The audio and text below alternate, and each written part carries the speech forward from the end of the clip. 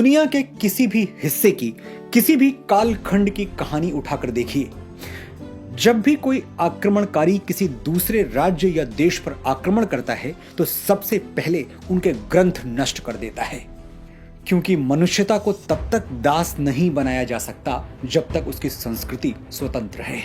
जब तक जड़ें जीवित हैं, डालियां काटने से कुछ नहीं होगा। एक कट जाएंगी तो 100 वापस आ जाएंगी। कॉलोनियल पावर्स ये बात अच्छी तरह समझते हैं, इसीलिए पहला हमला किताबों पे होता है। किताबें जला देना अपराध है, लेकिन उससे भी बड़ा अपराध क्या है जानते हैं?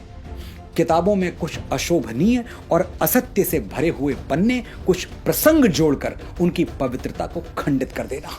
श्री वाल्मीकि रामायण के साथ भी षड्यंत्र हुआ है। मैं श्री राम का भक्त हूं, आप भी जरूर होंगे, लेकिन आज ये वीडियो मैं भक्ति के आधार पर नहीं, तर्क शक्ति के आधार पर बना रहा हूं। आज मैं और आप मिलकर ये समझने का प्रयास करेंगे कि क्या सचमुच श्री राम ने अपनी गर्भवती पत्नी देवी सीता को किसी के कहने पर निर्वासित किया था, वनवास दिया था। मेरा ये वीडियो कहीं सुनी बातों पर नहीं, सत्य की गहरी खोज और शोध पर टिका हुआ है। एक एक बात जो मैं इस वीडियो में कहने वाला हूं वह सैकड़ों पुस्तकों का, ग्रंथों का निचोड़ है। मैं ये मानता हूं कि मेरा ज्ञान सीमित है, लेकिन असीम से जुड़ने की प्यास है मुझ में, और इसीलिए मैं एक ऐसे ज्ञान वृक्ष की छाया में बैठ पाया जिसने मेरी शंकाओं का जड़ से निवारण किया, शास्त्रों से साक्ष्य जुटाकर, पुराणों से गवाही दिलवाकर मेरे प्रश्नों का उत्तर दिया। इस ज्ञान वृक्ष का नाम है पद्म विभूषण जगतगुरु स्वामी रामभद्राचार्य जी।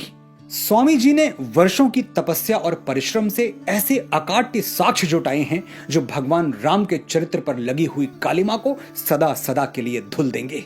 मैं आपको आमंत्रित करता हूं, अपना सारा ध्यान, सारी चेतना, सारी ऊर्जा कुछ मिनटों के लिए मेरी ओर मोड़ दें। मैं अपने हर वीडियो के बारे में ये नहीं कहता, लेकिन ये वीडियो अमूल्य है, असाधारण है, दुर्लभ है।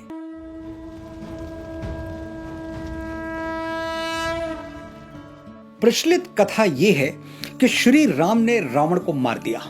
वो अयोध्या लौटे और उनका राज्याभिषेक हुआ। फिर एक दिन एक धोबी उनके राज दरबार में आया। वो अपनी पत्नी को त्यागने पर तुला हुआ था। कारण उसकी पत्नी उसकी अनुमति के बिना 2 रातें घर से बाहर गुजार के आई थी। धोबी ने श्री राम से कहा कि मैं आप जैसा नहीं हूं कि पत्नी शत्रु के साथ रहकर आए फिर भी उसके चरित्र पर संदेह किए बिना उसे अपना लूं। ऐसा सुनकर श्री राम सोच में पड़ गए और अंततः प्रजा के सामने सही उदाहरण रखने के लिए उन्होंने सीता का त्याग कर दिया, उनको वन भेज दिया। यही कहानी हम बचपन से सुनते आ रहे हैं। गोस्वामी तुलसीदास ने मानस में भी ऐसा ही लिखा है। 80 के दशक में टीवी पर रामानंद सागर की जो रामायण दिखाई गई उसमें भी ऐसा ही दिखाया गया। जाहिर है जो बात इतनी बार दोहराई गई, इतनी बार सुनी गई, उस पर विश्वास ना करने का कोई कारण नहीं है। मैं भी वर्षों यही मानता रहा कि श्री राम ने मां सीता को त्याग दिया और यह उनकी बहुत बड़ी भूल थी। स्त्री जाति के प्रति उनका अनादर था। वाल्मीकि रामायण और रामचरितमानस के अलावा भी रामायण के लगभग 300 अलग अलग रूप हैं। रंगनाथ रामायण, अध्यात्म रामायण, कुमुदेंदु रामायण, राम अवतार चरितम, भावार्थ रामायण, जगमोहन रामायण, कंब रामायण, और सभी एक ही कथा को अलग अलग तरह से अलग अलग घटनाओं के माध्यम से सुनाते हैं। कहीं कुछ लिखा हुआ है तो कहीं कुछ और। राम की कथा ही नहीं, पात्रों के चरित्र और घटनाओं का स्वरूप भी एक दूसरे से काफी अलग है। तो सवाल यह है कि प्रामाणिक किसे माना जाए, सही कौन सी रामायण है? महर्षि वाल्मीकि श्री राम के युग में हुए थे। उन्होंने राम कथा स्वयं देवर्षि नारद से सुनी और कई घटनाओं में वो खुद भी शामिल थे। बहुत कुछ उन्होंने अपनी आंखों से भी देखा था। तो रामायण का वो रूप जो वाल्मीकि ने लिखा वही प्रत्यक्षदर्शी है, वही सत्य है, और इसमें किसी को कोई संदेह नहीं होना चाहिए। अब आते हैं सीता परित्याग की कथा पर।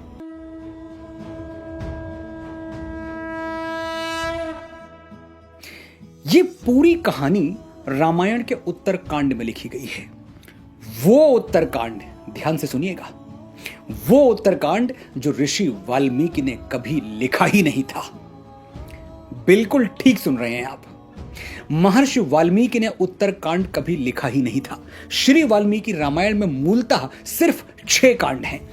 बालकांड, अयोध्या कांड, अरण्य कांड, किष्किंधा कांड, सुंदर कांड और युद्ध कांड। उत्तरकांड ओरिजिनल वाल्मीकि रामायण का अंश नहीं है। अब यह बात मानना शायद आपके लिए थोड़ा मुश्किल हो। मैं चाहता भी नहीं कि आपके प्रश्नों को यह कह के शांत कर दूं कि जो हम कह रहे हैं वही सही है, राम के नाम पर मान जाइए। बिल्कुल नहीं। हमारी संस्कृति में जिज्ञासा का सम्मान सिखाया जाता है, तर्क दिए जाते हैं, शास्त्रार्थ होते हैं। हम डांट कर या डरा कर किसी को कुछ नहीं मनवाते। ऋषि पुत्र नचिकेता के प्रश्नों के उत्तर स्वयं यमराज ने दिए।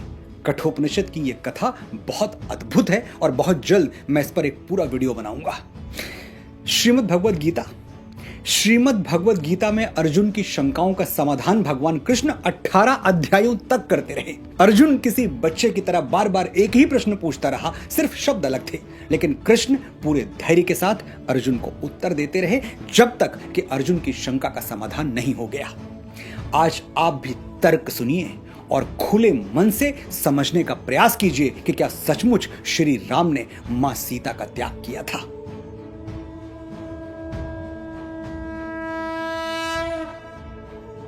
आपने अंग्रेजी के नॉवेल्स पढ़े होंगे। अक्सर वो समाप्त कैसे होते हैं? And they lived happily ever after. वो खुशी खुशी एक दूसरे के साथ रहने लगे। इसके बाद कहने के लिए कोई कहानी नहीं बचती। वाल्मीकि रामायण के युद्ध कांड का 128वां सर्ग कहता है, श्री राम राजा बन गए, विभीषण लंका चले गए, सुग्रीव किष्किंधा लौट गए, भरत सेनापति नियुक्त हो गए और इसके बाद श्लोक संख्या 95 से लेकर 106 तक हैप्पीली एवर आफ्टर का वर्णन है। कैसे श्री राम और सीता साथ रहते हुए खुशी खुशी अयोध्या पर राज करने लगे। श्लोक संख्या 106 के बाद क्या है? फलश्रुति। अब फलश्रुति क्या है? प्रथम वेद ऋग्वेद से लेकर जितने भी आस्तिक ग्रंथ रचे गए हैं उनके अंत में फलश्रुति लिखने की परंपरा है। फलश्रुति यानी सुनने का फल। ये कथा सुनने और सुनाने का क्या शुभ फल होगा। हनुमान चालीसा की फलश्रुति आपको जरूर याद होगी। जय जय जय हनुमान गोसाई, कृपा करहु गुरुदेव की नाई, जो सतबार पाठ कर कोई, छूट ही बंदी महासुख होई, जो यह पढ़े हनुमान चालीसा, होए सिद्ध साखी गौरीसा। यानी जो हनुमान चालीसा का पाठ करेगा उसके दुख समाप्त होंगे और सुख आरंभ हो जाएंगे। रामायण में भी श्लोक संख्या 107 से 123 तक ऋषि वाल्मीकि ने फलश्रुति लिखी है। यानी औपचारिक रूप से रामायण की कथा समाप्त हुई, कुछ और लिखने के लिए शेष नहीं रहा। युद्ध कांड अंतिम सर्ग का 119वां श्लोक सुनिए। रामायण मिदम कृत्सनम श्रवणतः पठतः सदा, प्रीयते सततम रामः सहि विष्णु सनातनः। कृत्सतम रामायणम यानी यही संपूर्ण रामायण है। यह आधा तिहाई नहीं है, संपूर्ण है, कंप्लीट, फुल स्टॉप, इति। आगे 121वें श्लोक में वाल्मीकि लिखते हैं, एवमेतत् पुराव्रत माख्यानम भद्रमस्तु वह प्रव्याहरत विस्त्रब्धम बलम विष्णोः प्रवर्धताम। यानी ये इतिहास संपन्न हुआ, इसे ऐसे ही गाया जाए और इसे पढ़ने और गाने वालों का कल्याण हो। ऐसा लिखकर वाल्मीकि राम की कथा को पूर्ण घोषित कर देते हैं। जब कथा पूर्ण हो गई तो फिर अचानक उत्तर रामायण कहां से आ गया? साफ जाहिर है कि उत्तरकांड बाद में जोड़ा गया और वो पूरी तरह काल्पनिक है। ऐसा क्यों किया गया मैं नहीं जानता, लेकिन इसमें राम और सनातन के विरुद्ध षड्यंत्र की गंध तो आती है। रामायण का उत्तरकांड पढ़ते हुए बार बार लगता है कि जानबूझकर राम को कलुषित करने का, उनकी छवि को बिगाड़ने का प्रयास किया जा रहा है। उत्तरकांड का एक श्लोक है, सीता मादाय हस्तेन मधुमैरेयकम शुचि पाययामास काकुत्स्थः शचीमिव पुरंदरः। यानी भगवान राम सीता जी का हाथ पकड़कर उनको मैरेयक मधु पिला रहे हैं, मदिरा पिला रहे हैं। पूरी रामायण में कहीं भी श्री राम मदिरा पीते हुए नहीं पाए गए और अचानक उत्तरकांड में वो सीता को मदिरा पिलाने लगे। क्या ये विश्वास करने योग्य है? यह श्लोक 42वें सर्ग से है। इसी सर्ग में आगे लिखा गया है, मनोभिरामा रामास्ता रामो रमयताम वरः रमयामास धर्मात्मा नित्यम परम भूषितः। यानी श्री राम वारांगनाओं को, वेश्याओं को प्रसन्न कर रहे हैं और उनका नृत्य देख रहे हैं। जो भगवान राम जीवन भर एक नारी व्रत धारण किए रहे, सीता के अलावा जिनके जीवन में किसी स्त्री की छाया तक नहीं मिलती, वो वेश्याओं का नृत्य देख रहे हैं। राम के चरित्र पर यह लांछन नहीं तो और क्या है। और ये लांछन महर्षि वाल्मीकि क्यों लगाएंगे, जो राम को विष्णु से भी बड़ा मानते हैं, उनको महाविष्णु कहते हैं। युद्ध कांड में वाल्मीकि राम को भ्रातृभि सहिता श्रीमान कह के संबोधित करते हैं, यानी श्री कौन है? देवी सीता। वो हमेशा राम के साथ रही, तभी वो श्रीमान कहलाए। हमेशा राम के साथ रही, ध्यान दीजिएगा। युद्ध कांड के 128वें सर्ग में वाल्मीकि साफ साफ लिखते हैं कि भगवान राम ने सीता जी के साथ हजारों वर्षों तक अयोध्या पर राज किया और सैकड़ों अश्वमेध यज्ञ किए।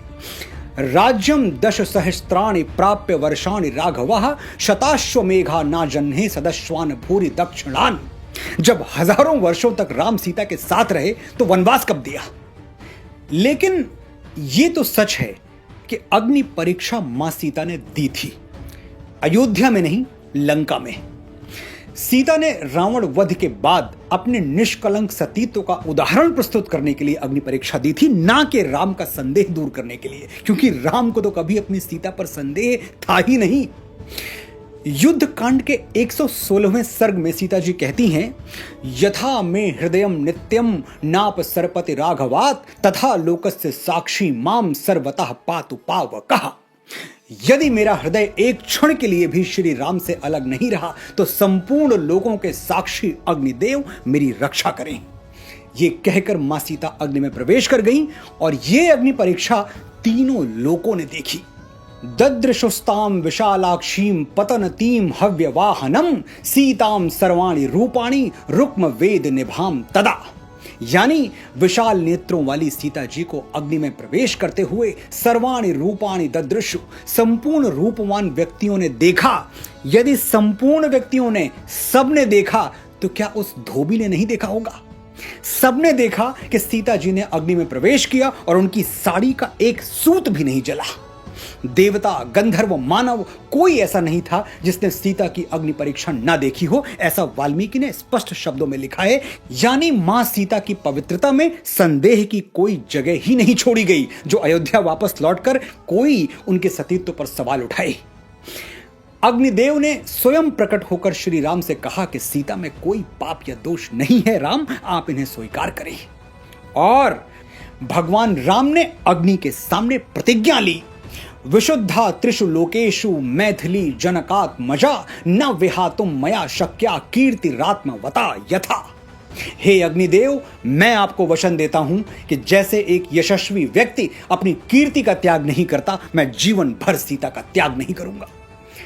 राम सीता को अपनी कीर्ति मानते थे, इतना आदर देते थे। आप खुद सोचिए, अग्निदेव के सामने जीवन भर सीता के साथ रहने का वचन देने वाले राम क्या किसी के कहने पर उन्हें त्याग देंगे? वो राम जिनके लिए वचन का मूल्य प्राणों से बढ़कर था।